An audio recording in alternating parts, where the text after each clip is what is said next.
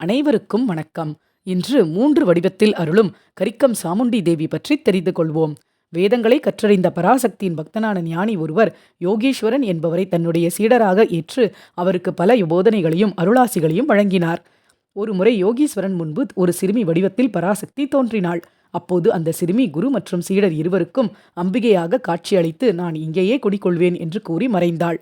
இதையடுத்து அம்பாளின் ஆசைப்படியும் குருவின் ஆலோசனைப்படியும் சீடனான யோகீஸ்வரன் ஒரு அம்மன் சிலையை சிறுமி மறைந்த இடத்தில் பிரதிஷ்டை செய்தார்.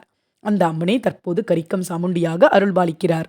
இந்த அம்மனை பராசக்தி என்றும் பகவதி என்றும் பரமேஸ்வரி என்றும் மக்கள் வழிபடுகின்றனர். ஒரே தேவியை 3 வடிவங்களில் வழிபடுவது இந்த கோவிலின் தனி சிறப்பு. சாமுண்டி தேவி, இரத்த சாமுண்டி தேவி, பால சாமுண்டி தேவி என 3 விதமாக இத்தல அம்மனை பக்தர்கள் வழிபாடு செய்கிறார்கள்.